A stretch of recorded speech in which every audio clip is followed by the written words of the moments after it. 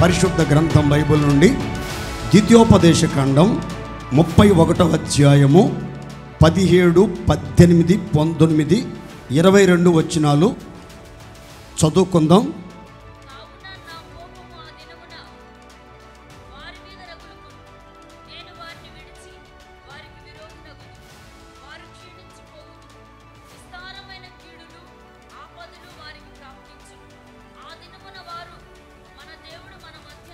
ఆ దినమున వారు మన దేవుడు మన మధ్య ఉండకపోయినందున గదా ఈ కీడులు మనకు ప్రాప్తించననుకొందురు.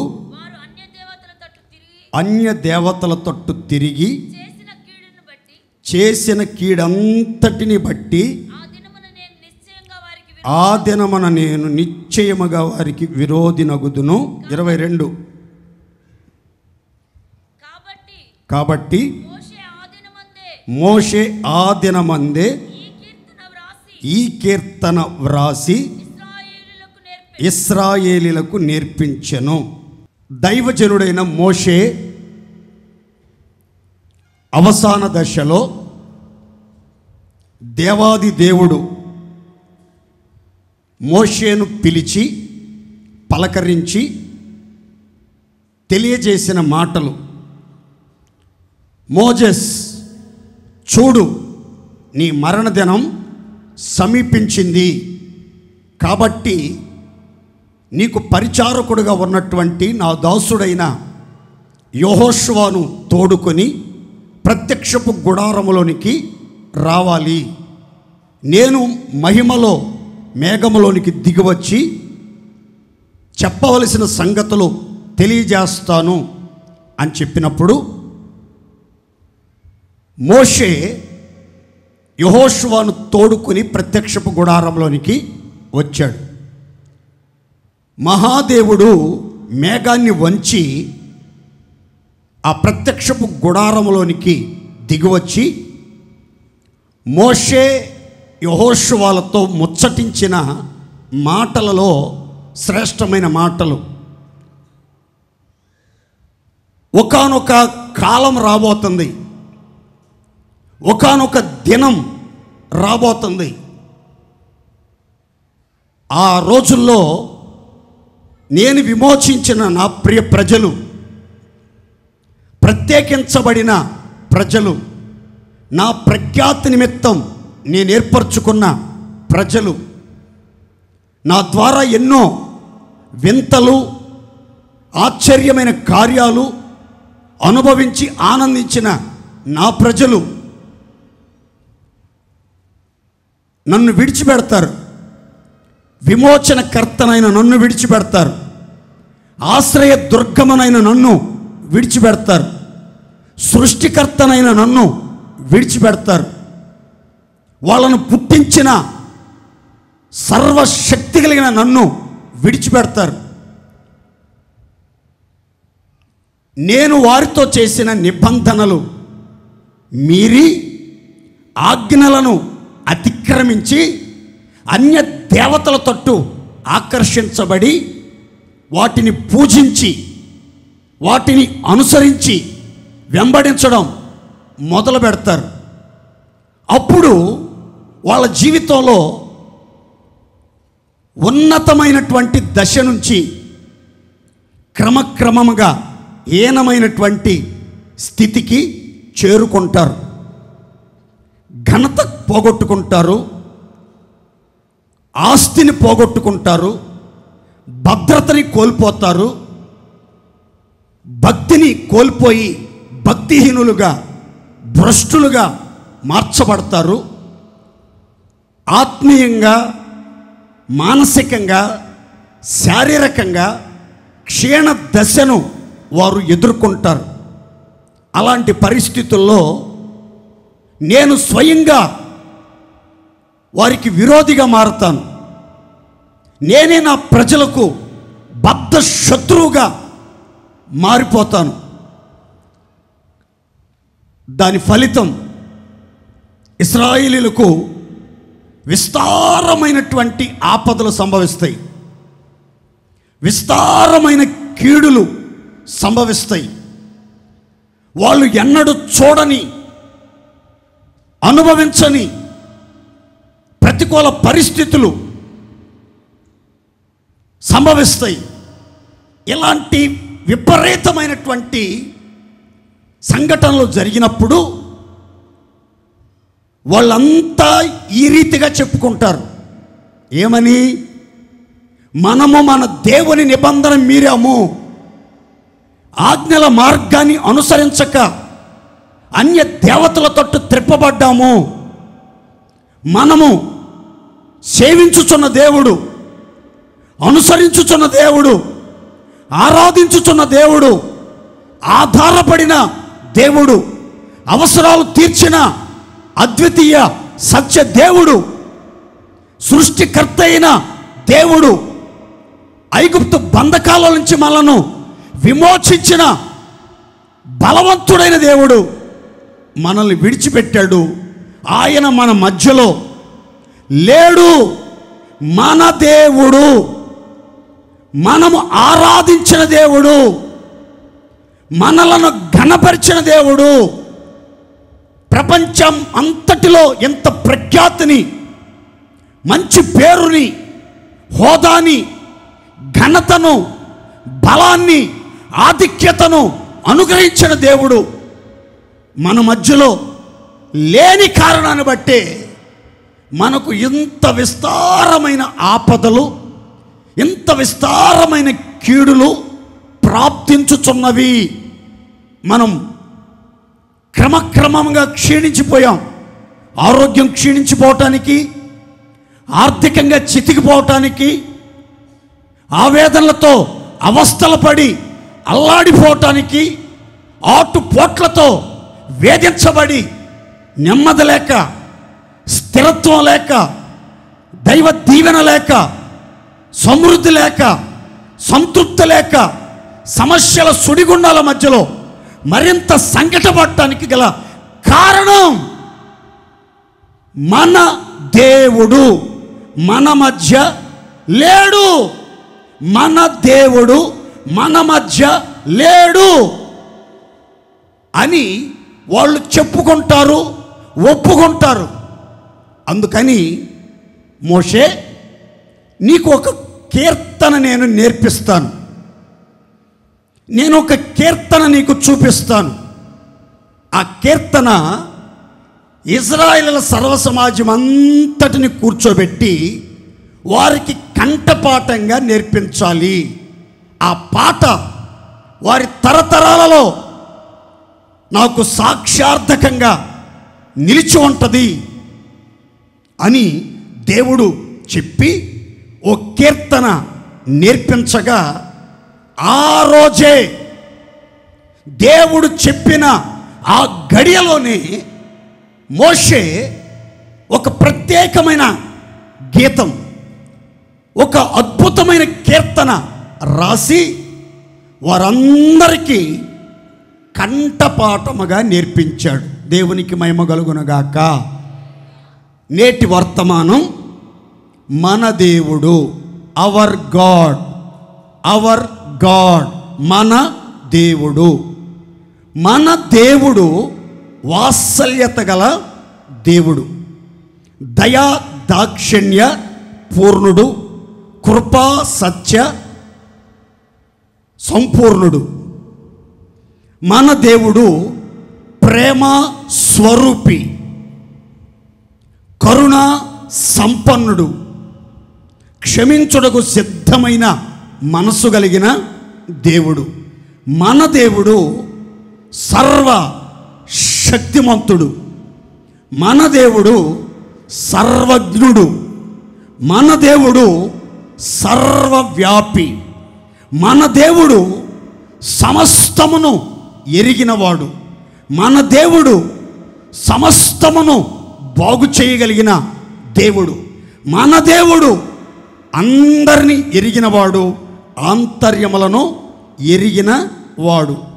ఆయన స్వభావాలు, ఆయన దివ్య సుగుణాలు, ఆయన మానవాళి పట్ల, తనను ఆరాధించే భక్తుల పట్ల ఆయన చూపే కృపగల కార్యాలు ఎలా ఉంటాయి? మన దేవుడు మన మధ్య నిలిచి బాహువు చాపి ఎలాంటి ఘనమైన బలమైన శక్తి కలిగిన కార్యాలు జరిగిస్తాడు. ఆయన మన మధ్యలో ఉండాలి అనంటే మనం ఎలా ప్రవర్తించాలి?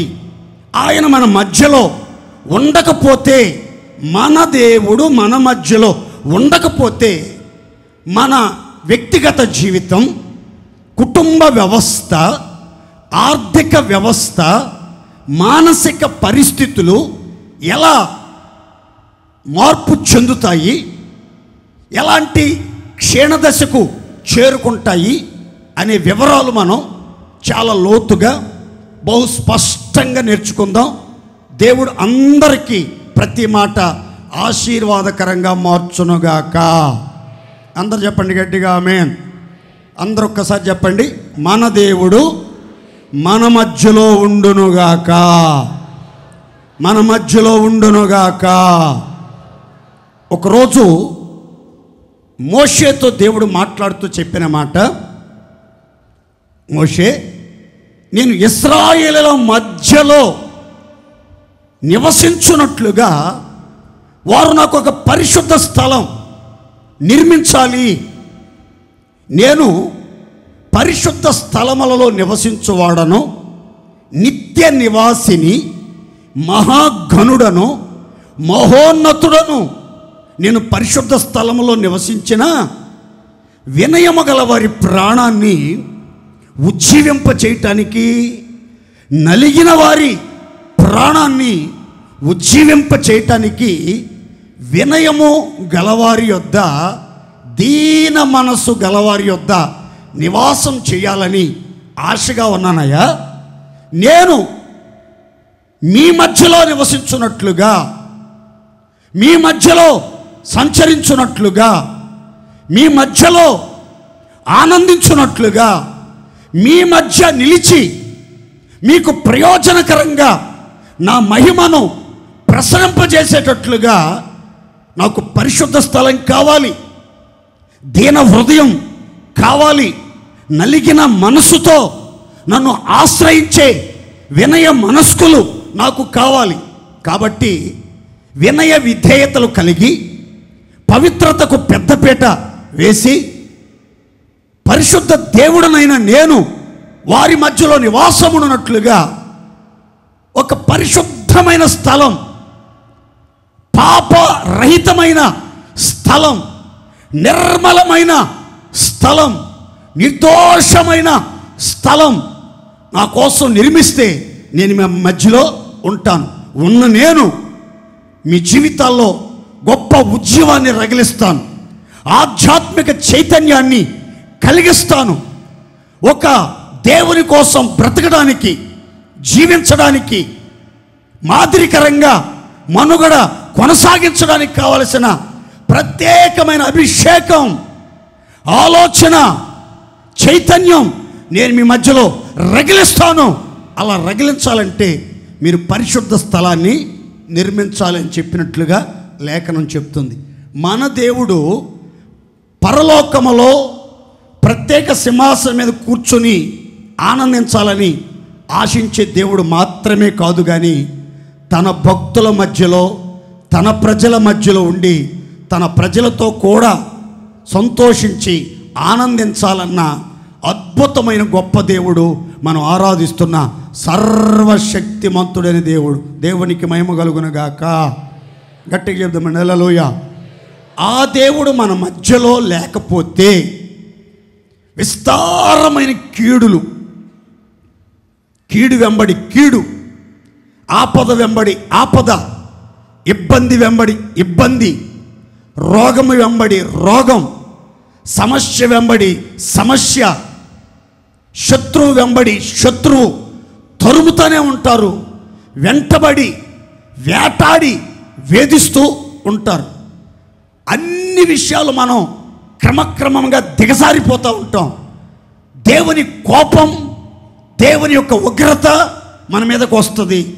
దేవుడే మనకు బద్ధశత్రువుగా మారిపోయే ప్రమాదం మన మధ్యలో ఉంటుంది. ఎప్పుడు అనంటే దేవుడు మనతో చేసే నిబంధన మీరి ఆజ్ఞలను అతిక్రమించి అన్య దేవతల తట్టు, అన్య ఆచారాల తట్టు, విగ్రహారాధన వైపు మొగ్గు చూపి దేవుని సన్నిధిలో కనపరచవలసిన భక్తి, విధేయత, కృతజ్ఞత కనపరచకుండా విచ్చలవిడిగా ప్రవర్తిస్తే మన దేవుడు మన మధ్యలో నుంచి తొలగిపోయే ప్రమాదం, శత్రువుగా మారిపోయే ప్రమాదం ఉంది. కనుక మనం నిబంధన మేరకుండా, ఆజ్ఞ అతిక్రమించకుండా ఆజ్ఞల మార్గములో అంతవరకు నడుచుకుందాం.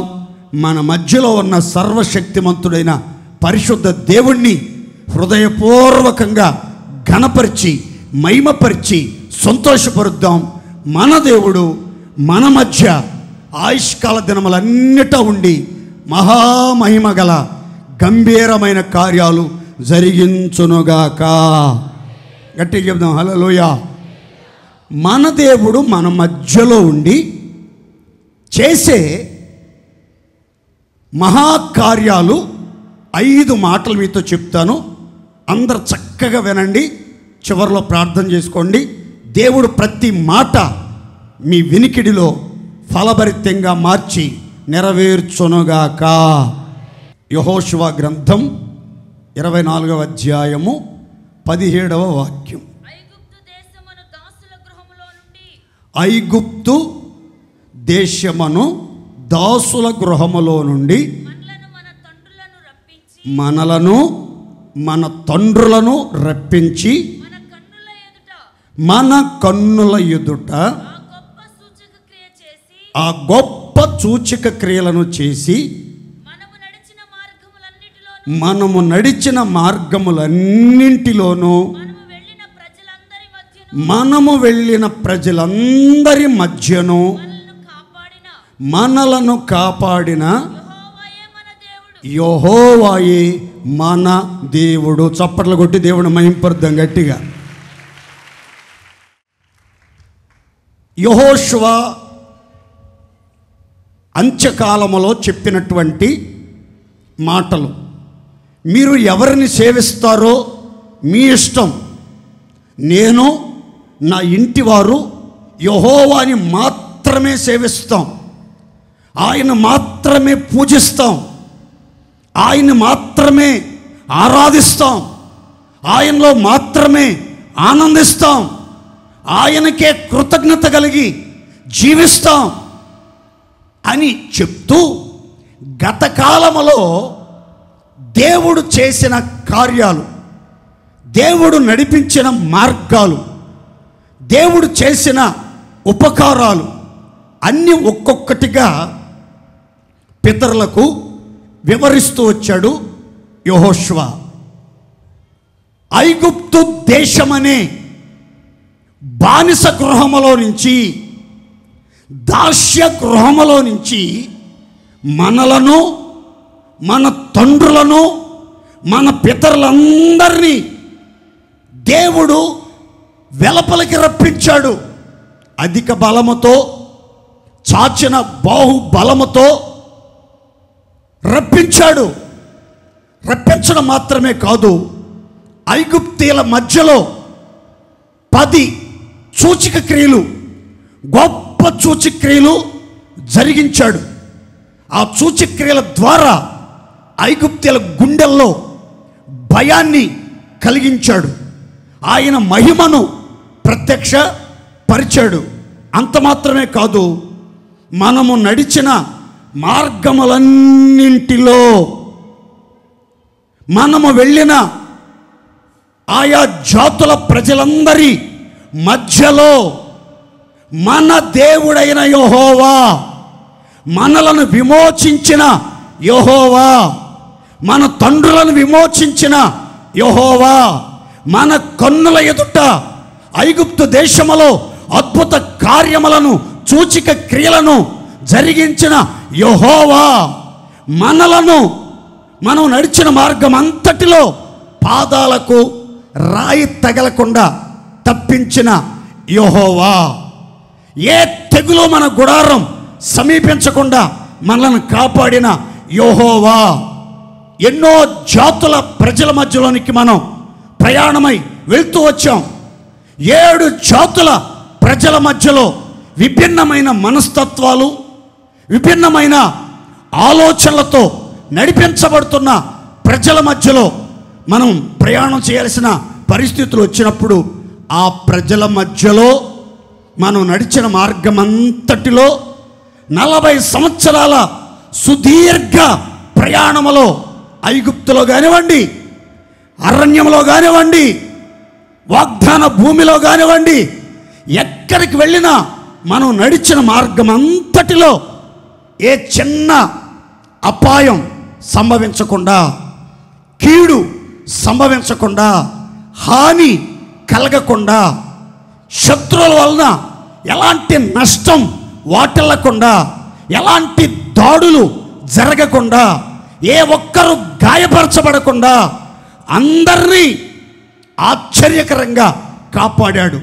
ఇనప కొలిమి లాంటి, ఇబ్బంది కొలిమి లాంటి ఐగుప్తు చెరలో నుంచి రప్పించడం మాత్రమే కాదు, సూచిక్రియలు మన కన్నుల ఎదుట జరిగించడం మాత్రమే కాదు, కానీ మనము నడిచిన మార్గములన్నింటిలోనూ, మనము వెళ్ళిన ప్రజలందరి మధ్యలో మనలను కాపాడిన మన దేవుడు. దేవునికి మహిమ కలుగునగాక. మొదటి మాట గుర్తుపెట్టుకోండి, మన దేవుడు మనము నడిచిన మార్గములన్నింటిలోనూ, మనము వెళ్ళిన ప్రజలందరి మధ్యలో మనలను భద్రంగా కాపాడే బలవంతుడైన దేవుడు. దేవునికి మహిమ కలుగునుగాక. ప్రియ దేవుని బిడ్డలారా, పితరులకు తోడుగా ఉండి వాళ్ళు నడిచిన మార్గం అంతట్లో వారిని వెంబడించిన బండగా, ఆశ్రయదుర్గమైన బండగా, కాపాడే కవచంగా ఉండి వారి అవసరాలన్నీ తీర్చాడు, ఆటంకాలన్నీ తొలగించాడు, మార్గాలన్నీ సరళపరిచాడు. పరాక్రమము కలిగిన శూరుని వలె వారికి తోడై భీకరమైన కార్యాలు జరిగిస్తూ, ఆయన ఉనికిని ప్రదర్శిస్తూ మహామహిమతో మన పితరులను నడిపించాడు. ఎలాంటి ప్రజల మధ్యలోనికి మన పితరులు నడిపించబడినా, ఎలాంటి ప్రజల మధ్యలో నివాసం చేసినా వారికి ఏ కీడు సంభవించకుండా, ఏ హాని కలగకుండా, ఈ జనుల వల్ల కానీ అన్యజనుల వల్ల కానీ ఏ హాని కలగకుండా కాపాడుతాను, సంరక్షిస్తాను, క్షేమాన్ని ప్రసాదిస్తాను అని చెప్పిన దేవుడు అలాగే వాళ్ళను ఆశ్చర్యకరంగా కాపాడుతూ వచ్చాడు. మన దేవుడు మనలను మనం నడిచిన మార్గాల్లో కాపాడుతాడు. మనం నివాసం ఉండి ప్రజల మధ్యలో భద్రంగా కాపాడునుగాక. ఈరోజు మీరు ప్రార్థన చేసుకోవాలి, ప్రభువా ఎంతవరకు నేను నడిచిన, మీరు నన్ను నడిపించిన మార్గాల్లో మీరు నాకు తోడుగా ఉండి నేను వెళ్ళు ప్రతి స్థలములో నన్ను కాపాడుతూ వచ్చినందుకు వందనాలు. ఇక మీదట నేను నడిచే మార్గమంతట్లో నాకు తోడుగా ఉండి నన్ను కాపాడండి, నా ప్రాణాన్ని కాపాడండి. ఇది మొదలుకొని నిరంతరం నా రాకపోకలలో తోడుగా ఉండి ఏ అపాయము రాకుండా నన్ను కాపాడండి, నా పాదము తొట్టిల్లకుండా నన్ను కాపాడండి అని మనం ప్రార్థన చేసుకోగలిగితే ఖచ్చితంగా పరమదేవుడు కొనుకక నిద్రపోక దివారాత్రులు నీ ప్రాణాన్ని కాపాడుతాడు, నీ మార్గములో తోడుగా ఉండి కాపాడుతాడు. ఏ అపాయము ఆపద సంభవించకుండా కనుపాప వలె కాపాడి మార్గాలన్నీ సరళపరిచి సురక్షితమైన శుభ ప్రయాణాలు మీకు దయచేసి మీరు నివాసం ఉంటున్న ప్రాంతాలలో చుట్టుపట్ల ప్రజల ద్వారా ఏ ఇబ్బందులు, ఎలాంటి పోరాటాలు, ఎలాంటి ప్రతిదాడులు జరగకుండా అందరినీ భద్రంగా కాపాడునుగాక. మన దేవుడు మనం నడిచిన మార్గాల్లో తోడుగుండి కాపాడుతాడు. మనం నివాసం ఉండే ప్రజల మధ్యలో కూడా మనల్ని కాపాడుతాడు. మీ మధ్యలో, మీ చుట్టుపట్ల అన్యజనులు నివాసం ఉండొచ్చు, విగ్రహారాధికులు నివాసం ఉండొచ్చు, మత ఉన్మాదులు నివాసం ఉండొచ్చు, యేసయ్య పేరు చెప్తేనే విరుచుకుపడే విరోధులు మీ చుట్టుపట్ల నివాసం చేస్తూ ఉండొచ్చు. క్రైస్తవులన్నా, ప్రార్థనన్నా, యేసయ్యన్నా, యేసయ్యను నమ్ముకున్న భక్తులన్నా, విశ్వాసులకు విశ్వాసాన్ని పెంపొందింపజేసే పరిశుద్ధ గ్రంథం బైబిల్ అన్నా గిట్టని వాళ్ళు, పడని వాళ్ళు, ఉద్రేకంతో ఊగిపోయే మనుషుల మధ్యలో మీరు నివసిస్తూ ఉన్నా సరే, దేవుని వాక్యం స్పష్టంగా చెప్తున్న మాట, మీరు నడిచిన మార్గములన్నింటిలో, మీరు వెళ్ళిన ప్రజలందరి మధ్యలో మిమ్ములను మనలను కాపాడిన మన దేవుడైన యెహోవా గొప్ప దేవుడు. దేవునికి మహిమ కలుగునుగాక. ఇశ్రాయేలును కాపాడువాడు, చెప్పాలి గట్టిగా, కునుకడు. మరి మనల్ని కాపాడే దేవుడు కునుకడు, నిద్రపోడు. మనం నిద్రపోయినా దేవుడు మాత్రం నిద్రపోడు. మనం విశ్రాంతి తీసుకున్నా మన దేవుడు మన పక్షంగా విశ్రాంతి తీసుకోకుండా రాత్రింబగళ్ళు భద్రంగా కనుపాప వలె మనల్ని కాపాడటానికి ఆయన ప్రయాసపడుతున్నాడని పరిశుద్ధ గ్రంథం సెలవిస్తుంది. మన దేవుడు మన మార్గాల్లో, మనం వెళ్తున్న ప్రజల మధ్యలో ఎలా కాపాడతాడో ఒక చిన్న మాట చెప్తాను, చదువుకుందాం. చూడండి, ఇర్మియా గ్రంథం 31వ అధ్యాయము 10వ వచనం.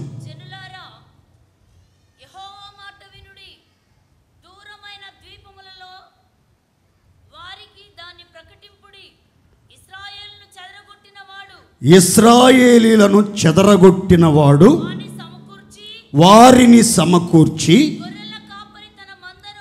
గొర్రెల కాపరి తన మందను కాపాడుకొనున్నట్లు కాపాడునని జనములలో తెలియజేయండి. దేవునికి మహిమ కలుగునుగాక. చెదరగొట్టబడినటువంటి ఇశ్రాయేలీలను సమకూర్చువాడు, ప్రోగు చేయువాడు ఆయనే. ఆ ప్రోగు చేయబడిన దేవుని ప్రజల సమూహాన్ని దేవుడు కాపాడుతాను అని చెప్తున్నాడు. ఈ సమాచారం అన్ని జనులకు తెలియజేయండి, ఇశ్రాయేలుల సర్వ సమాజానికి తెలియజేయండి, క్రైస్తవులందరికీ తెలియజేయండి, నిజ దేవుణ్ణి నిత్యము సేవించే ప్రజలకు తెలియజేయండి అని చెప్తున్నాడు. ఎలా కాపాడుతావు, ఎలా నడిపిస్తావు అని అంటే దేవుడు ఒక ఎగ్జాంపుల్ చెప్పాడు, ఒక ఉదాహరణ చెప్పాడు. ఏంటి ఆ ఉదాహరణ అని అంటే, గొర్రెల కాపరి తన మందను కాపాడుకొనున్నట్లుగా నేను నా ప్రజలను సమకూరుస్తాను, ప్రోగు చేస్తాను.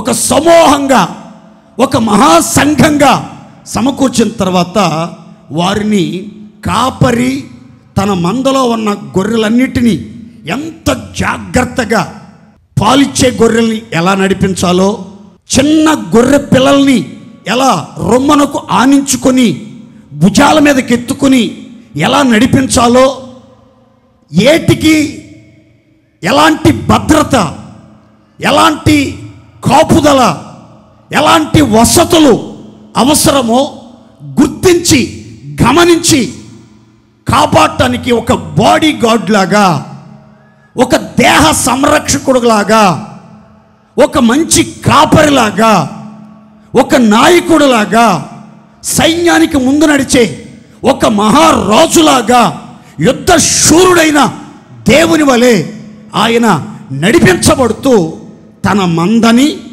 తన మహిమగల సంఘాన్ని తన రక్తధారల్లో కడగబడి, ఆత్మతో ముద్రించబడి, పరిశుద్ధ సమూహంగా చేర్చబడి, పరిశుద్ధ దేవుణ్ణి కొనియాడుచున్న మందని, మహిమగల మందని, సౌందర్యమైన మందని, చిన్న మందగా సమకూర్చబడినటువంటి సంఘ సమూహాన్ని భద్రంగా కన్ను పాపను ఒకడు కాపాడినట్లుగా కాపాడుతానని దేవుడు అభయమిస్తున్నాడు.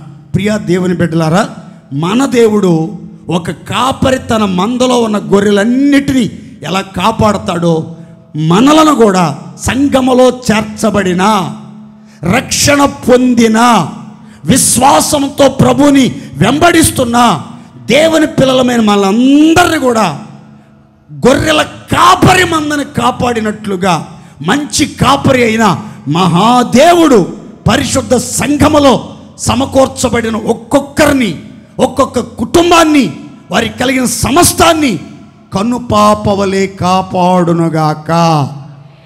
గొర్రెల కాపరి మందను ఎలా కాపాడుతాడు? ఒక చిన్న విషయం చెప్తాను, జాగ్రత్తగా గమనించండి. ఒకరోజు దావీదు సౌలుతో చెప్తున్న మాట, రాజా, నేను అరణ్యములో నా తండ్రి యొక్క మందను కాయుచూ ఉండగా ఆ మందలోనికి ఒక సింహం వచ్చింది, ఎలుగుబంటి వచ్చింది. అయితే ఆ సింహం ఒక గొర్రెను నోటితో పట్టుకొని పారిపోతూ ఉంది. నేను గమనించాను, ఆ గొర్రె నా మందలో ఉన్నటువంటి గొర్రెది, నేను కాయుచున్న నా తండ్రి నాకు అప్పగించిన గొర్రెది. నేను చూశాను, అంతే. సింహము వెంటబడ్డాను, సింహము కంటే అధిక వేగముతో పరిగెత్తాను. దానికి ఎదురుగా నిలిచి దాంతో పోరాడితే అది నా మీద దాడి చేసింది. అయినా నేను భయపడకుండా, బెదరకుండా దాని గడ్డం పట్టుకుని గడ్డాన్ని చీల్చి దాన్ని కొట్టి అతి కిరాతకంగా దాన్ని చంపి దాని నోట్లో ఉన్నటువంటి ఆ గొర్రె పిల్లని నేను కాపాడాను. దేవుడు నన్ను సింహము యొక్క బలము నుంచి రక్షించాడు, ఎలుగుబంటి బలము నుంచి రక్షించాడు అని తన జీవిత సాక్ష్యాన్ని సౌలుతో పంచుకున్నట్లుగా లేఖనంలో మనం గమనిస్తాం. నేను ఎందుకు ఈ సందర్భం చెప్పానంటే, బాలుడైనటువంటి దావీదు అరణ్యంలో తన తండ్రి యొక్క మందను మేపుతూ ఉన్నాడు, కాయుచూ ఉన్నాడు. అది అతని బాధ్యత. అందుకని తండ్రి తనకు అప్పగించిన మందలోని గొర్రెలన్నింటినీ ఎంత జాగ్రత్తగా కాపాడాడో, బాధ్యతగా కాపాడాడో, భద్రంగా కాపాడాడో, అలాగే మన దేవుడు కూడా ఆయన మందలో, ఆయన సంఘములో, ఆయన పరిశుద్ధ సమూహములో చేర్చబడిన మనల్ని కూడా భద్రంగా కాపాడుతాడు. ఎలాంటి సింహాలు వచ్చినా, ఎలుగుబంట్లే వచ్చినా, ఎలాంటి శత్రువులే దాడి చేసినా, తోడేళ్లే విరుచుకుపడినా సరే వాటిని కొట్టి చంపి కాపరి తన మందని కాపాడినట్లుగా మన మీదకు విరుచుకుపడుతున్నటువంటి భయంకరమైన శత్రు సమూహాల బారి నుండి మనలను, మీలో ఒక్కొక్కరిని దేవుడు కాపాడునుగాక. ఎక్కడెక్కడ కాపాడుతాడు గుర్తుపెట్టుకోండి. మీరు వెళ్ళే మార్గాలన్నిట్లో కాపాడుతాడు. మీరు నివాసం ఉండే ప్రజలందరి మధ్యలో కాపాడుతాడు. అందరూ క్రైస్తవులే ఉండరు, అందరూ క్రైస్తవులకు అనుకూలంగా ఉండేవాళ్ళే ఉండరు. అందరూ ఇది లౌకిక రాజ్యం, ఇది ప్రజాస్వామ్య దేశం, ఈ దేశంలో మత స్వేచ్ఛ ఉంది, ఎవరి ఇష్టదైవాన్ని వాళ్ళు పూజించవచ్చు, స్మరించవచ్చు, ఆరాధించవచ్చు అన్న ఇంకిత జ్ఞానం లేని ప్రజల మధ్యలో మనం నివాసం చేస్తున్నాం. అయినా దేవుడు చెప్తున్న మాట, మీరు ఎక్కడికి వెళ్ళినా, ఏ ప్రజల మధ్యలోనికి వెళ్ళినా సరే అన్ని చోట్ల సమయోచితమైన జ్ఞానం ఇచ్చి కృపనిచ్చి దేవుడు భద్రంగా మిమ్మల్ని, మీ కుటుంబాలని, మీకు కలిగిన సమస్తాన్ని కన్నుపాపవలే కాపాడునగాక. రెండో మాట చెప్తాను, గమనించండి. హెబ్రీ పత్రిక 12వ అధ్యాయం 28, 29 వచనాలు చదువుకుందాం. చూడండి. అందువలన మనము నిశ్చలమైన రాజ్యమును పొంది దైవ కృప కలిగి ఉందాము. ఆ కృప కలిగి వినయ భయభక్తులతో దేవునికి ప్రీతికరమైన సేవ చేయుదము. ఎలయనగా మన దేవుడు దహించు అగ్ని అయి ఉన్నాడు. అందరు గట్టిగా చెప్పండి, మన దేవుడు దహించు అగ్ని అయి ఉన్నాడు. ఇక్కడ చాలా శ్రేష్టమైనటువంటి మంచి మాట చెప్తాను, జాగ్రత్తగానండి. మన దేవుడు మనలను దహించే దేవుడు కాదు, మనల్ని తగలబెట్టే దేవుడు కాదు. అగ్ని రూపముగా ప్రత్యక్షమై ప్రజలందరినీ తగలబెడతా, బూడిద చేస్తా, భస్మం చేస్తా ఉండే దేవుడు కాదు.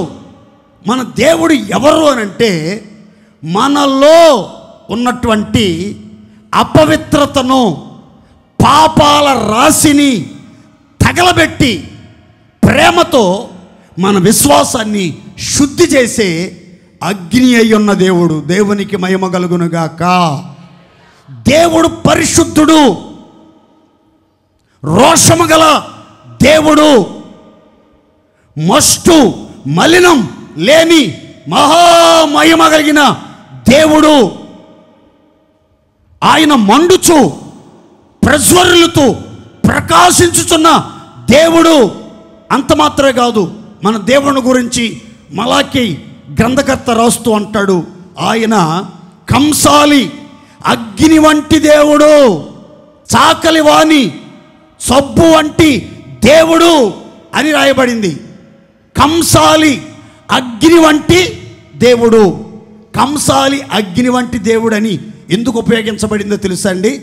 కంసాలి యొక్క అగ్ని వెండిని నాశనం చేయటానికి కాదు, బంగారాన్ని నాశనం చేయటానికి కాదు ఉపయోగించేది. ఆ వెండిలో ఉన్నటువంటి మస్టుని తొలగించి దాన్ని ఆ స్వచ్ఛమైనటువంటి వెండిగా పాత్ర సిద్ధపరచడానికి యోగ్యమైనటువంటి పదార్థంగా తీర్చిదిద్దటానికి కంసాలి అగ్నిని ఉపయోగిస్తాడు.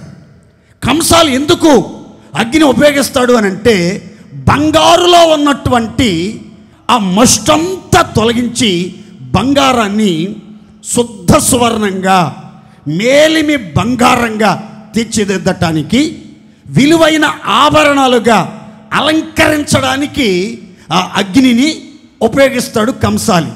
కాబట్టి మన దేవుడు కూడా కంసాలి అగ్ని వంటి వాడే.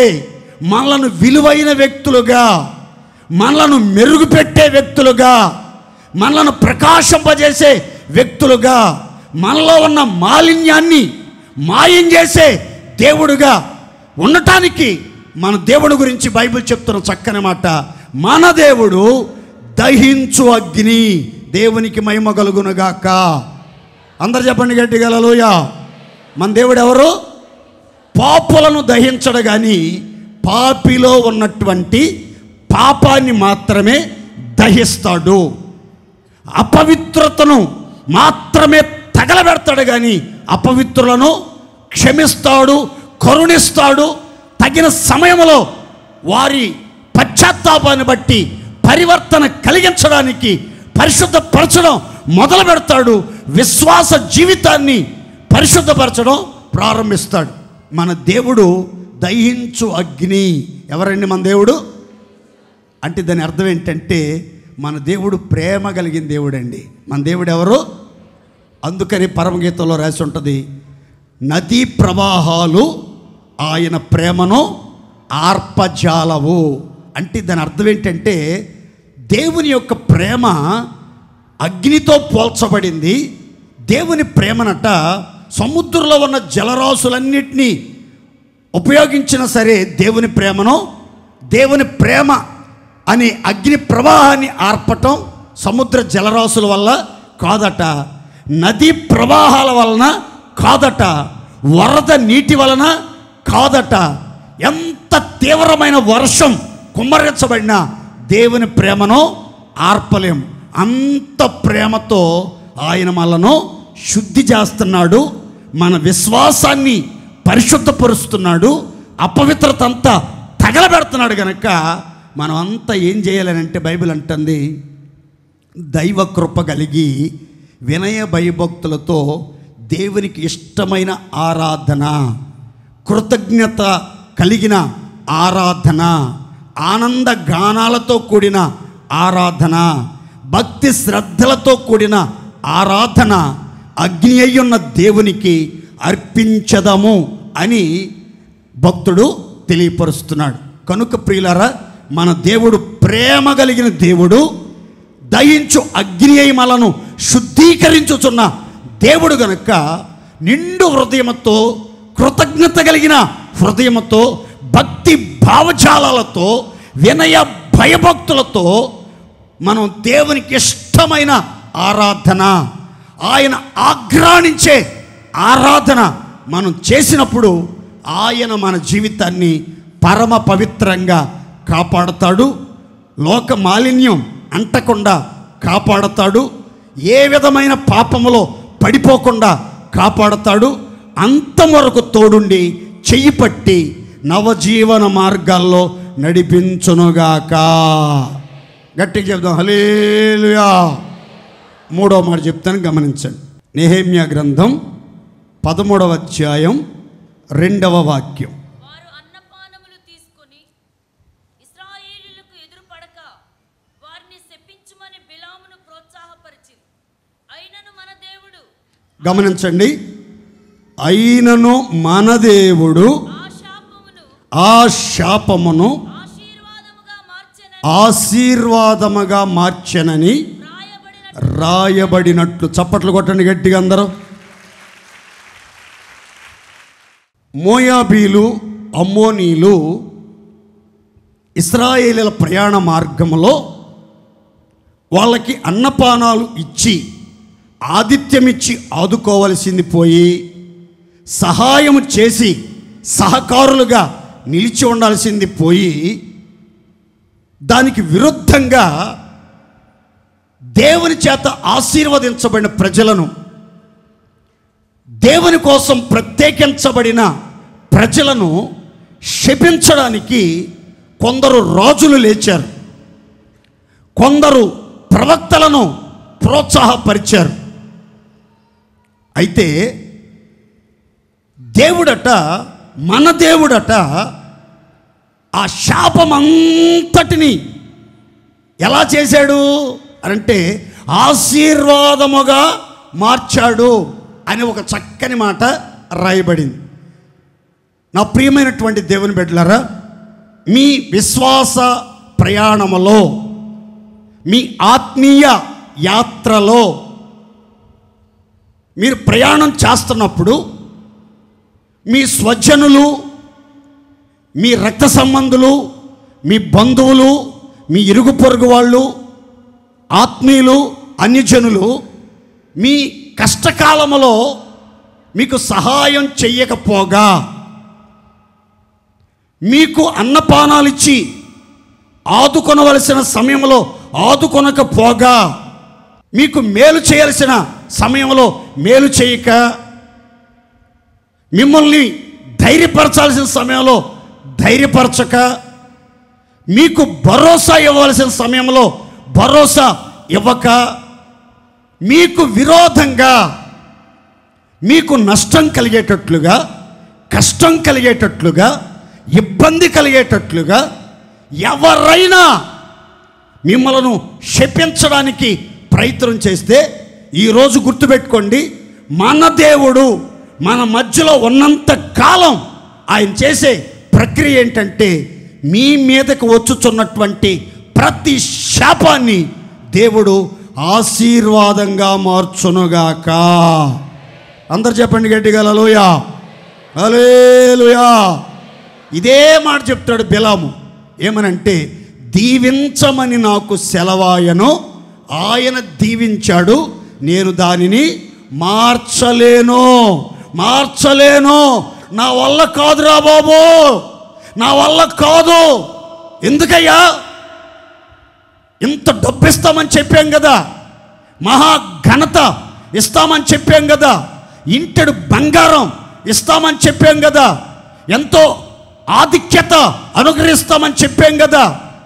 ఇన్ని చెప్పినా మీరు, ఆయన సెలవిచ్చింది ఏంటంటే తన ప్రజలను దీవించమని, ఆశీర్వదించమని చెప్పాడు. నేను ఆశీర్వదించే లోపే ఆయన దీవించాడు తన ప్రజలందరినీ. కాబట్టి దేవుడు దీవిస్తే, ఇశ్రాయేలుల పరిశుద్ధ దేవుడు తన ప్రజలను దీవించడం మొదలు పెడితే, ఆ దీవెన మార్చడం, దీవించబడిన ప్రజలను శపించడం ఎవరి తరం కాదురా బాబు, అర్థం చేసుకుంటారా, మీకు దండం పెడతాను అని చెప్పి బతిమలాడుతున్నట్లుగా లేఖనంలో రాయబడింది. ఇదే మాట యోసేపు కూడా తన సహోదరులు చూసి చెప్తున్నాడు. ప్రియ సహోదరులారా, మీరు నాకు కీడు చేయ ఉద్దేశించితిరి గాని నేడు బహుమంది ప్రజలు బ్రతుకున్నట్లుగా దేవుడు దానిని మేలుకే ఉద్దేశించాడు. దేవుని స్తోత్రం కలుగునగాక. గట్టి చెప్పండి హల్లెలూయా. ఎవరైనా మీకు కీడు చేయ ఉద్దేశించవచ్చు, కానీ మీ మీదకి రాబోతున్న కీడుని దేవుడు మేలుకరంగా మార్చబోతున్నాడు. దేవునికి మహిమ కలుగునగాక. మీకు నష్టాన్ని కలిగించాలనుకున్నారు చాలామంది, దేవుడు దాన్ని లాభంగా మార్చేస్తాడు. దేవునికి మహిమ కలుగునగాక. మీకు దారిద్ర్యాన్ని కలగాలని చాలామంది ప్రయత్నించారు, కానీ దేవుడు మీకు ఐశ్వర్యాన్ని అనుగ్రహించే దేవుడై ఉన్నాడు. కనుక దేవుడు మన మధ్యలో ఉండి, మన దేవుడు, మనం నమ్మిన దేవుడు, మనం ఆరాధిస్తున్న దేవుడు, సర్వశక్తి గల దేవుడు, సర్వజ్ఞుడైన దేవుడు, సర్వవ్యాపి అయిన దేవుడు, ప్రేమ స్వరూపి అయిన దేవుడు, సంపదల గని అయిన దేవుడు, ఐశ్వర్యవంతుడైన దేవుడు తన ప్రజల మీదకు వస్తున్న ప్రతి శాపాన్ని ఆశీర్వాదముగా మార్చునుగాక. అందరు చెప్పండి గట్టిగా హల్లెలూయా. మన జీవితంలో శత్రువు తెచ్చే ప్రతి శాపం, పరీక్ష, నష్టం దేవుడు ఆశీర్వాదముగా మార్చునుగాక. ప్రతికూల పరిస్థితులను చూచి భయపడబాకండి. ప్రతికూల పరిస్థితులన్నీ మీకు ఆశీర్వాదపు మార్గాలుగా మార్చబడునుగాక. మీరు నిజంగా దేవుని ప్రేమిస్తున్నారు, దేవుని యందు విశ్వాసం ఉంచారు, దేవుణ్ణి వెంబడిస్తున్నారు, దేవునికి పరిశుద్ధ స్థలంగా నివసిస్తున్నారు గనక సమస్తము మేలు జరిగేటట్లుగా, మేలు కోసమే జరిగేటట్లుగా ప్రతి ప్రణాళికను దేవుడు తీర్చిదిద్దుతాడు. శత్రు పన్నాగాలన్నీ పటాపంచలైపోవునుగాక. శత్రు పన్నాగాలన్నిటిని దేవుడు పారద్రోలునుగాక. ప్రతి సమస్య మీకు ఆశీర్వాదకరంగా మార్చబడుతుంది. ప్రతి శోధన మీకు మేలుకరంగా మార్చబడబోతుంది. ప్రతి అంధకారం మీకు వెలుగుమయంగా మార్చబడబోతుంది. మిమ్మల్ని కృంగజేసే ప్రతికూల పరిస్థితులు మిమ్మల్ని లేవనెత్తే విజయ సోపానాలుగా దేవుడు మలుచునుగాక. నమ్మండి ఖచ్చితంగా. ఇంతవరకు మీ జీవితంలో ఎందరెందరో మీ శాపాన్ని చూడాలని, మీ కీడును చూడాలని, మీ నష్టాన్ని చూడాలని, మీ దరిద్రతను చూడాలని, రోగశయ్యపై మరణంతో మూలుగుతూ ఉంటే చూడాలని, సమస్యల మధ్యలో బంధించబడతాం చూడాలని ఎదురు చూస్తున్నారేమో. వాళ్ళు చూస్తూ ఉండగానే దేవుడు మీ కుటుంబంలో విలయ తాండవం చేయుచున్న ప్రతి శాపాన్ని ఆశీర్వాదంగా మార్చివేయునుగాక. ప్రతి కీడుని మేలుకరంగా మార్చునుగాక. ప్రతి దరిద్రతను ఐశ్వర్యంగా మార్చునుగాక. విశ్వాసం చెప్పండి గట్టిగా ఆమేన్, ఆమేన్, ఆమేన్. సమస్యలన్నీ సంగీత నాదాలుగా మీ చెవులలో ప్రతిధ్వనించునుగాక. విశ్వాసంతో చెప్పుకోండి గట్టిగా హల్లెలూయా. సమసిపోవునే నీ నామస్మరణలో సంతసముందే నామది ఎంతో ప్రభువా నీలో జీవించుట, ప్రభువా నీలో కృపా బాహుళ్యమే,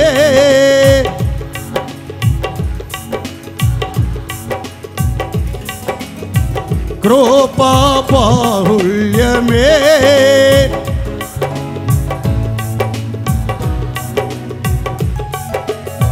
ప్రభువా నీలో జీవించుట, ప్రభువా నీలో జీవించుట కృపా బాహుళ్యమే,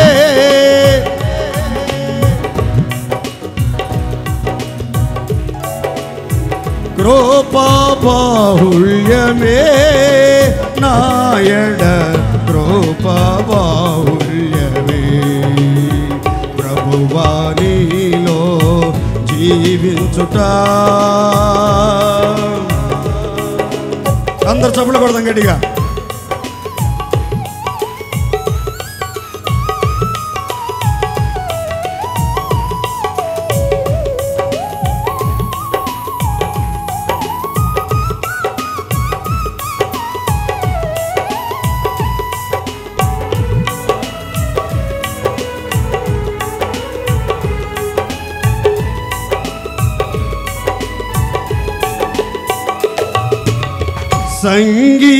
సంగీతములాయే ఫెను తుఫానులన్నీయో,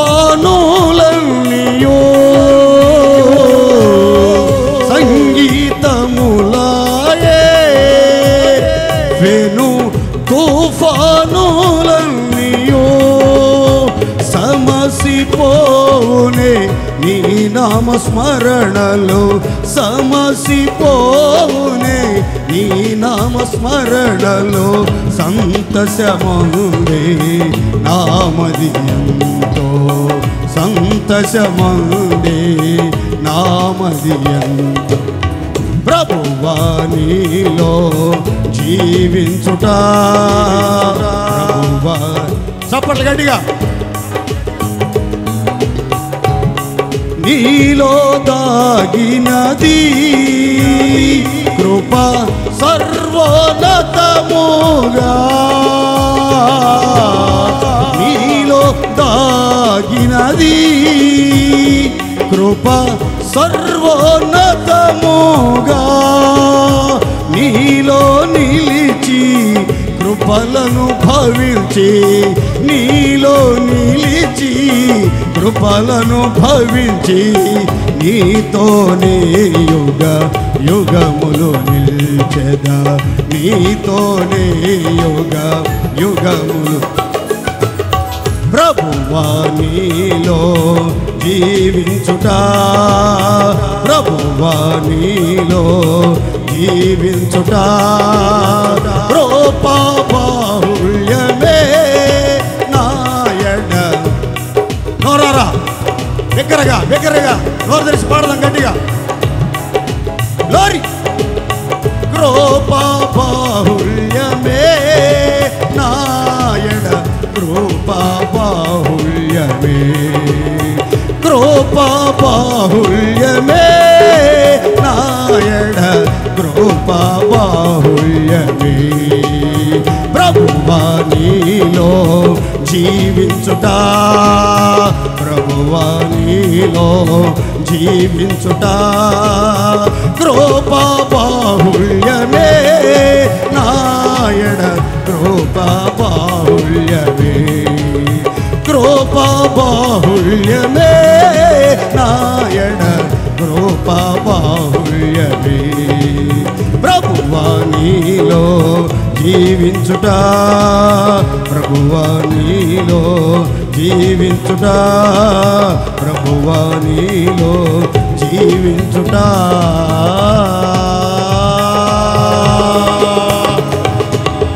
హల్లెలూయా. మన దేవుడు మన మధ్య ఉండి మనలను కాపాడును. ఎలా?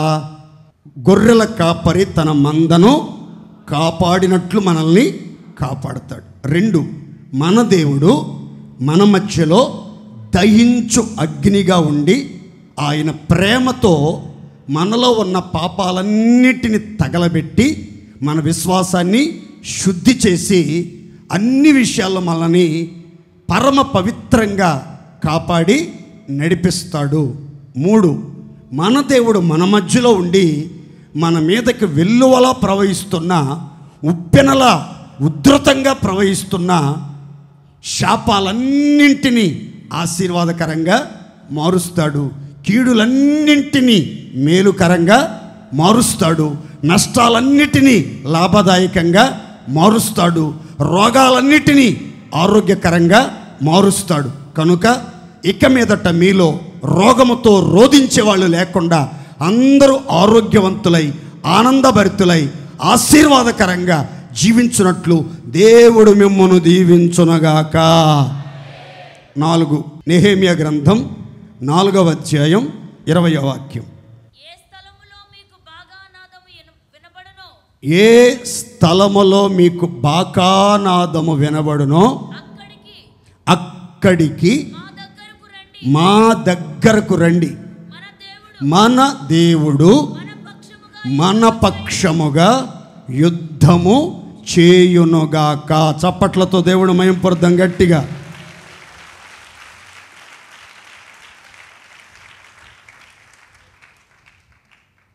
బబులోను దేశము నుండి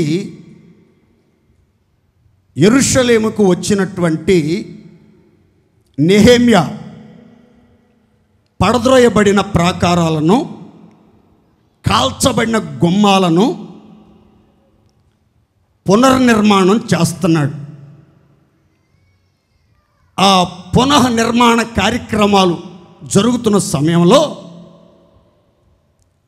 సల్బనట్టు, టోబియా, గెషేము అనే 3 ఇజ్రాయేలీలకు బద్ధ శత్రువులుగా ఉన్నవాళ్ళు నెహెమ్యా ఆధ్వర్యంలో కట్టబడుతున్నటువంటి ప్రాకారపు గోడలను చూచి ఎగతాళి చేయటం, హేళనగా మాట్లాడటం, అపహాస్యముతో ఎకిలి నవ్వులు నవ్వటం చేసి వారి అధికార బలాన్ని ఉపయోగించుకుని ఆ పనిని ఆపివేయాలి, నిలిపివేయాలి. ఆ ప్రాకారపు గోడలు మరల కట్టబడకూడదు, గుమ్మాలు నిలవబెట్టబడకూడదు, దేవుని పని సంపూర్ణంగా జరగకూడదు అని చాలా రకాల ప్రయత్నాలు చేస్తున్నారు. అవన్నీ తెలుసుకున్నటువంటి నెహెమ్యా ఆ పనిలో పాలిభాగస్తులై ఆ ప్రాకారాలు కట్టడంలో సహకరిస్తూ ఆ మంచి పని చేయటానికి ధైర్యం తెచ్చుకుని పూనుకున్నటువంటి దేవుని ప్రజలతో చెప్తున్నాడు ఒక మాట. ఎక్కడైతే మీకు బాకానాదం వినబడుతుందో, బోరధ్వని వినబడుతుందో, మీరు హడావిడిగా అంతా ఒక చోట మా దగ్గరికి సమకూర్చబడాలి, మనమంతా ఐక్యతగా ఏకత్వం కలిగి పోరాడితే, ప్రయాసపడితే, శత్రువులను ఎదిరించగలిగితే ఖచ్చితంగా మన వెనక దేవుని శక్తి నిలిచి ఉంటుంది. మనం ప్రయత్నం చేస్తే మన ప్రభు మన పక్షంగా మన ప్రతి యుద్ధాన్ని జరిగిస్తాడు. యుద్ధం మనది కాదు, యుద్ధం దేవునిది. ప్రయత్నం మాత్రమే మనం చేస్తున్నాం, యుద్ధం దేవునిది. విజయం మాత్రం మన దేవుడు మనకు ఖచ్చితంగా అనుగ్రహించునుగాక. గట్టిగా చెప్పండి హల్లెలూయా. మన విశ్వాస జీవితం ఒక యుద్ధ భూమి లాంటిది, ఒక యుద్ధ భూమి లాంటిది.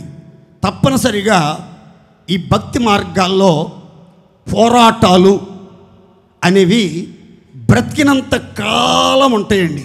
గుర్తుపెట్టుకోండి, బ్రతికినంత కాలం క్రైస్తవ విశ్వాస జీవితంలో పోరాటం, యుద్ధం అనేది ఉంటుంది.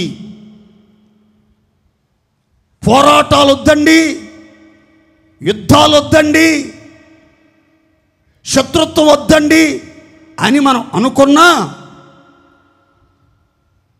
ప్రతివాది, అపవాది తన పని తాను చేసుకుంటూ పోతానే ఉంటాడు.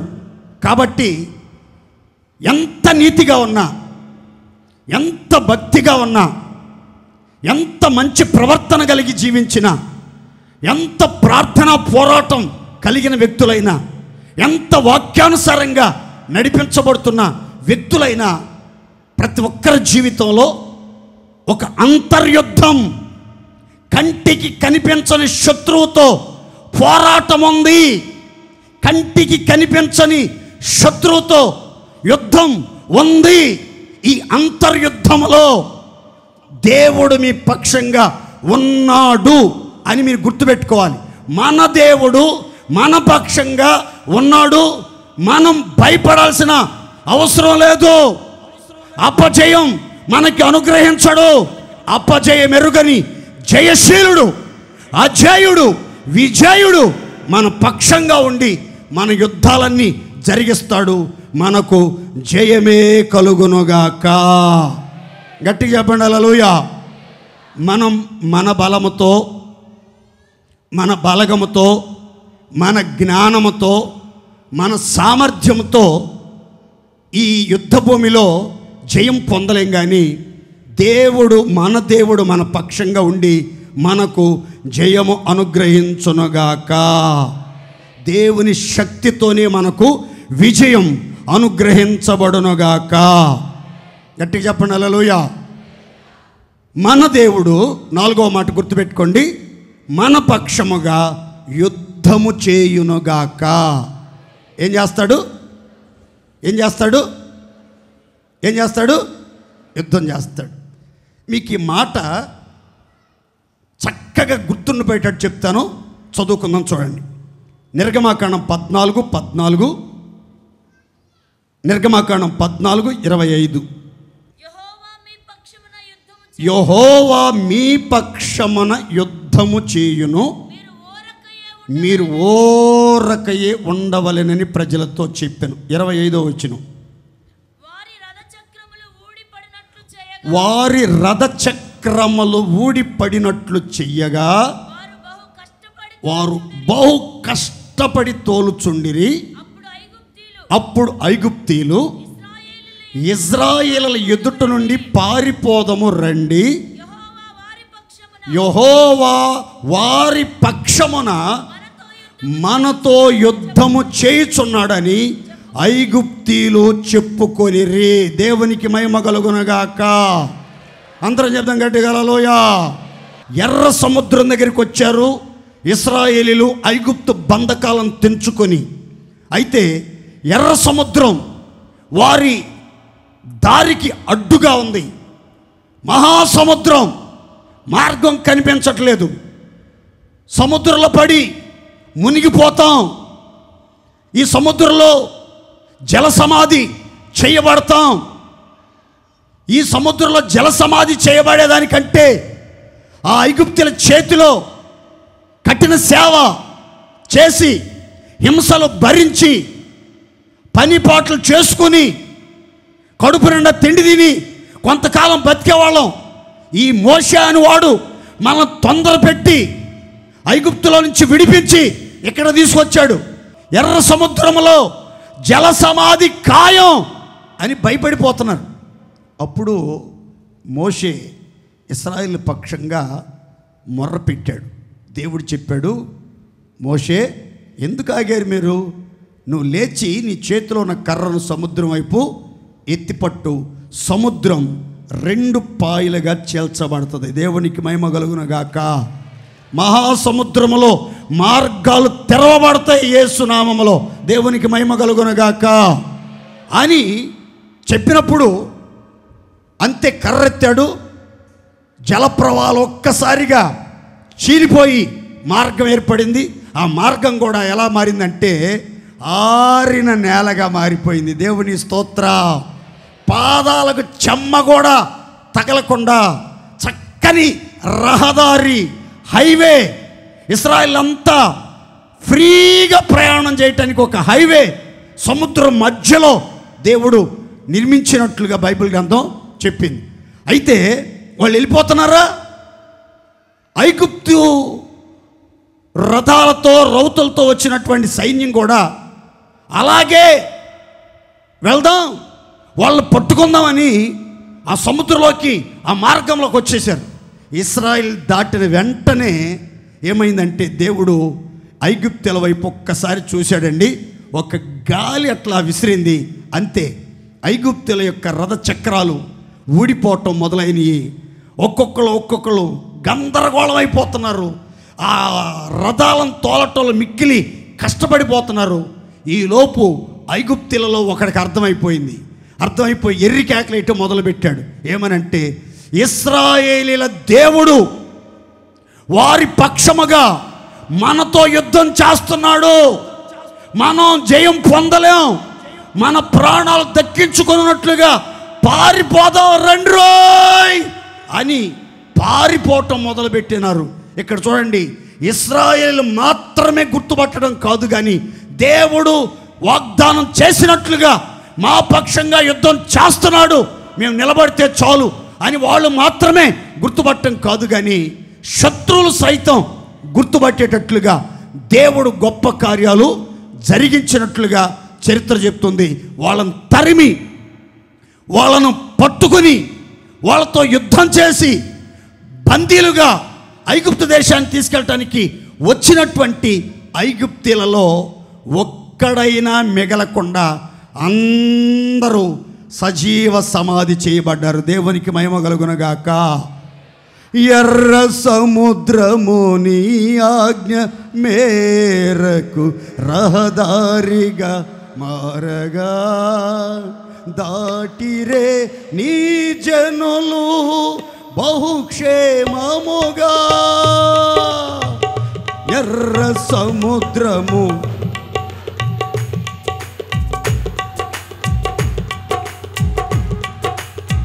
దాటిరే నీ జనులు బహుక్షేమముగా. ఆ జలములలోనే శత్రు సైన్యము మునిగిపోయేనే. ఆ జలములలోనే శత్రు సైన్యము మునిగిపోయేనే. కృపా సత్య సంపూర్ణుడా, సర్వలోకానికే చక్రవర్తివి, సర్వలోకానికే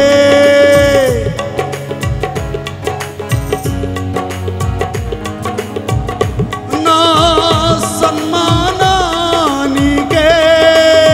మహనీయుడవు నీవేనయ్యా, మహనీయుడవు నీవేనయ్యా. నా సన్మానాని మహనీయుడవు, మహనీయుడవు నీవేనయ్యా. కృపా సత్య సంపూర్ణ సర్వలోకానికే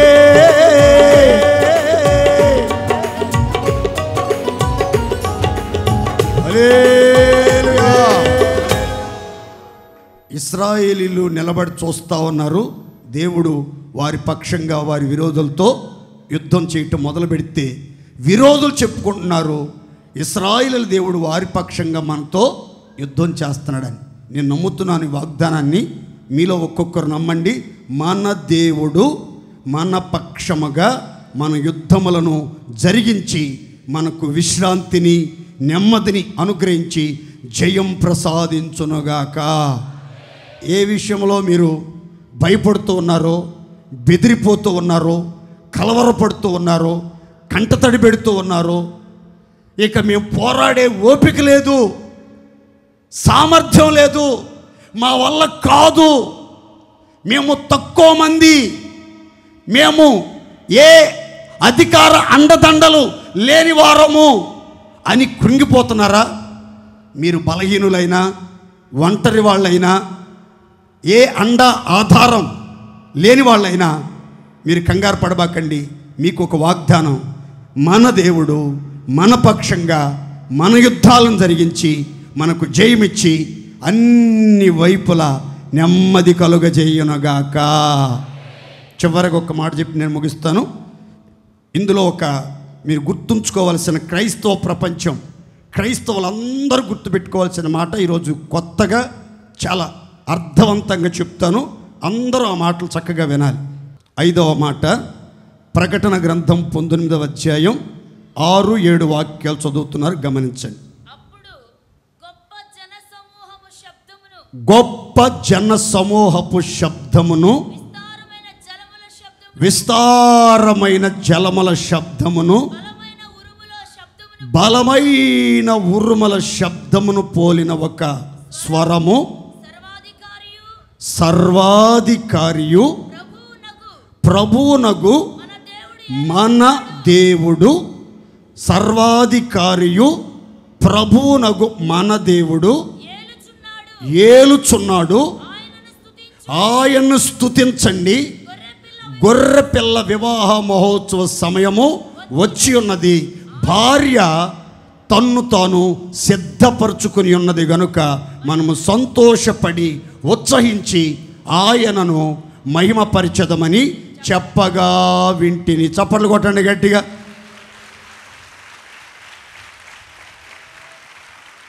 ఇది దేవుని పరమ విజయం, ఇది దేవుని పరమ విజయం. ప్రభు అయిన యేసుక్రీస్తు క్రొత్త నిబంధన సంఘం యొక్క మహిమగల కలయిక వర్ణించే అపూర్వమైన సన్నివేశం ఇప్పుడు మనం చదువుకున్నాం. ప్రభు అయిన యేసుక్రీస్తు మహిమ కలిగిన క్రొత్త నిబంధన సంఘం యొక్క మహిమగల సంఘం యొక్క మహిమగల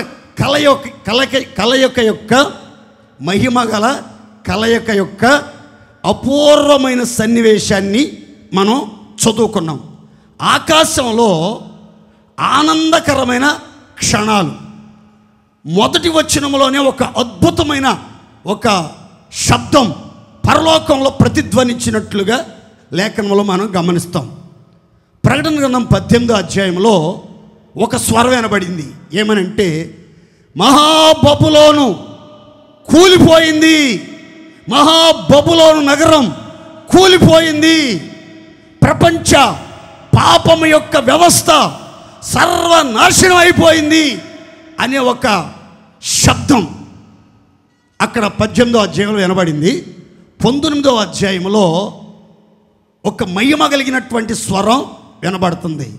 గొర్రెపిల్ల యొక్క వివాహ మహోత్సవ సమయం వచ్చింది, ఆయన భార్య తను తాను అలంకరించుకుంటుంది, రండి మనమంతా సంతోషంతో ఉత్సాహధ్వని చేద్దాం, ప్రభువుని ఆరాధన చేద్దాం అని చెప్తూ నేటి మన వర్తమానంలోని ప్రాముఖ్యమైన మాట, సర్వాధికారియు మన దేవుడునగు ప్రభు ఏలుచూ ఉన్నాడు. దేవునికి మహిమ కలుగునగాక. మన దేవుడు సర్వాధికారి, మన దేవుడు ప్రభువులకు ప్రభు, ఆయన మనలను ఏలుబడి చేసే దేవుడు, ఆయన రాజ్యం చేస్తున్నాడు. లోక సంబంధమైన భూరాజ్యాలన్నీ పతనమైపోయినాయి, ఆయన లయము కాని రాజ్యం, శాశ్వతమైన రాజ్యం, స్థిరమైన రాజ్యం, మహామహిమ కలిగిన రాజ్యం స్థాపించబడింది. పరిశుద్ధ దేవుడు మహిమగల సింహాసనం మీద ఆసీనుడై మహా సామ్రాజ్యాన్ని ఏలుతూ ఉన్నాడు. సర్వాధికారముతో ఇనప దండం చేతబట్టి తన భక్తులను, తన ప్రజలను పాలన చేయుచున్నాడు. రండి మనమంతా ప్రభువుని స్తుతించదము అని ఒక చక్కని మాట. 5వ మాట గుర్తుపెట్టుకోండి, మన మధ్యలో ఉన్న సర్వాధికారి అయిన ప్రభు మనలను పరిపాలన చేయుచున్నాడు. దేవునికే మహిమ కలుగునగాక.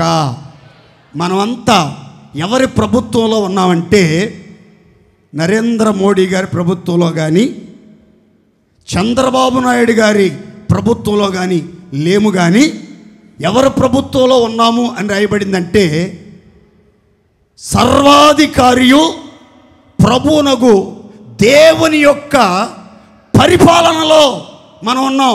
మన దేవుడు మనల్ని ఏలుకుంటున్నాడు, ఆయన మనల్ని పరిపాలన చేస్తున్నాడు. అందుకే కీర్తనాకారుడు చెప్తాడు, మనము ఆయన పాలించు ప్రజలము, ఆయన మేపు గొర్రెలం. మనం ఆయన ఎదుట సాగిలిపడదాం రండి. మనం అంతా ఆయన మాట విని ఆయన ఎదుట మోకాళ్ళ మీద మోకరించుదాము రండి. ఆయన సన్నిధిలో ప్రతి నాలుక ఆయన ప్రభు అని ఒప్పుకునేటట్లుగా, ప్రతి మోకాలు ఆయన సన్నిధిలో వంగేటట్లుగా అందరూ మోకాళ్ళ మీదకి రండి, అందరూ సాగిలపడండి, అందరూ ఆయన మాటనండి. ఎందుకు? ఆయన మనల్ని పాలించే ప్రభు, ఏలుబడి చేసే దేవుడు, ఆయన సర్వాధికారి. మనమంతా ఆయన మేపుచున్న, ఆయన చేత పోషించబడుతున్న ప్రజలం అనే ఒక సుందరమైన మాటను మనం గమనిస్తాం. ఇంకా కీర్తనలో రాసి ఉంటుంది, యెహోవా రాజ్యము చేయుచున్నాడు, భూలోకము ఆయన సన్నిధిని కదలక స్థిరపరచబడి ఉన్నది. దేవునికి మహిమ కలుగునుగాక. దేవుని రాజ్యములో ఎవరైతే ఉంటారో, దేవుని ఏలుబడి కింద ఎవరైతే ఉంటారో, దేవుని అధికారములో ఎవరైతే నడిపించబడతారో వారు, వారి కుటుంబాలు ఎలాంటి ఫెను తుఫానుల మధ్యలోనైనా, ఎలాంటి భీకరమైన గాలుల మధ్యలోనైనా, ఎలాంటి ప్రతికూల వాతావరణంలోనైనా కదిలించబడకుండా, చెలించిపోకుండా స్థిరస్థాయిగా నిలిచి ప్రభువులో ఆనందిస్తారు, ప్రభువును బట్టి ఉల్లసిస్తారు, ఉజ్జీవంగా ప్రభువుని మయంపరుస్తారు. అట్టి కృప మనకి కలగాలంటే మనం గుర్తుపెట్టుకోవాలి, మన ప్రభు మన మధ్యలో ఉండి మనలను ఏలుబడి చేస్తున్నాడు. దేవునికి స్తోత్ర. ఆయన ప్రభుత్వానికి అప్పగించుకుంటారా? ఈరోజు ప్రార్థన చేసుకోవాలి, నా ప్రభువా నన్ను నీవు ఏలుబడి చెయ్యండి, నా ప్రభువా నా హృదయ సింహాసనం మీద మీరు ఆసీనుడై ఉండి నన్ను నడిపించండి, నన్ను పాలించండి, నాకు ఆలోచన చెప్పండి, నన్ను కాపాడండి, నా హృదయ ఆలోచనలను మీ నియంత్రణలో, మీ స్వాధీనంలో ఉంచండి, మీ చిత్తానుసారంగా నన్ను నడిపించండి, సమభూమి గల ప్రదేశంలో నీ ఆత్మచేత నన్ను నడిపించండి ఆయన ప్రభుత్వానికి అప్పగించుకుంటే ఖచ్చితంగా ఆయన ప్రభుత్వంలో ఉన్న వాళ్ళంతా ధైర్యంగా ఉంటారు, క్షేమంగా ఉంటారు, సమృద్ధిని అనుభవిస్తారు, ఏ భయాలు ఉండవు. కన్నీళ్లు లేని రాజ్యం, మరణము లేని రాజ్యం, ఏడ్పు లేని రాజ్యం, మాయలు మంత్రాలు లేని రాజ్యం, నటనలు నరహత్యలు లేని రాజ్యం, మహామహిమ కలిగిన రాజ్యం, అంతము లేని రాజ్యం, ఆకలి దప్పులు లేని రాజ్యం. ఆ రాజ్యంలో మన దేవుడు మనలందరినీ చక్కగా ఏలుబడి చేస్తున్నాడు. దేవుని స్తోత్రం చెప్పండి గట్టిగా. మనల్ని ఏలుచున్న ప్రభువుని మనం ఏం చేయాలంటే స్తుతించాలి. అందరు చెప్పండి గట్టిగా. అది ఇక్కడ నేను చెప్పాలనుకున్న చిన్న మాట. ప్రకటన గ్రంథం 19వ అధ్యాయం మొదటి 6 వచనాల్లో 4 సార్లు తలపైకి చూడాలి. 4 సార్లు ప్రభువుని స్తుతించండి, ఆయన్ని స్తుతించండి, దేవుణ్ణి స్తుతించండి అనే మాటలు రాయబడ్డాయి. ప్రభువుని స్తుతించండి అన్న చోట ఒక హెబ్రీ పదం ఒకటి ఉపయోగించబడింది. ఆ పదం ఏంటంటే హల్లెలూయా. అందరు చెప్పండి గట్టిగా, చెప్పాలి గట్టిగా. ఏంటది? అందరు చెప్పాలి గట్టిగా. హల్లెలూయా అనేది 2 పదాల కలయిక, 2 హెబ్రీ పదాల కలయిక. అది చెప్తాను జాగ్రత్తగానండి. హల్లెల్, హల్లెల్ ప్లస్ యా. హల్లెల్, హల్లెల్ అంటే అర్థం ఏంటంటే ప్రైజ్, ప్రైజ్, స్తుతించండి, స్తుతించండి, మహిమపరచండి అని అర్థం. యా అంటే యాహ్వే, యాహ్వే అని ఈబ్రూ పదములో నుంచి వచ్చింది. యాహ్వే అంటే ప్రభు లేదా యెహోవాను అని అర్థం. ప్రభు లేదా యెహోవాను, దీని సంపూర్ణమైనటువంటి ఆ మాట యాహ్వేను స్తుతించుడి, యాహ్వేను స్తుతించండి అంటే అర్థం ఏంటంటే ఆరాధన యొక్క అత్యున్నతమైన స్వరమే హల్లెలూయా. ఆరాధన యొక్క అత్యున్నతమైన స్వరమే హల్లెలూయా. మరొక మాట, విశ్వాసి యొక్క నిత్య భాష హల్లెలూయా. విజయం యొక్క గీతం హల్లెలూయా. విశ్వాసి యొక్క ఆత్మ దేవునితో కలిసిపోయినప్పుడు ఉద్భవించే స్తుతి శబ్దమే హల్లెలూయా. విశ్వాసి యొక్క హృదయం, విశ్వాసి యొక్క ఆత్మ దేవునితో కలిసిపోయినప్పుడు, దేవునిలో లీనమైనప్పుడు, దేవునితో ఏకమై మైమర్చి ఆయన్ని ఆనంద గానాలతో స్తోత్ర ధ్వనులతో ఉజ్జీవంగా స్తుతిస్తూ ఉన్నప్పుడు ఆవిర్భవించే ఒక స్తుతి ధ్వని, ఒక స్తోత్ర శబ్దం పేరేంటంటే హల్లెలూయా. ఇంకా చెప్పాలంటే సృష్టికర్తతో ఆత్మీయ ఐక్యత పొందినప్పుడు సహజంగా బయటపడే స్తోత్రమే హల్లెలూయా.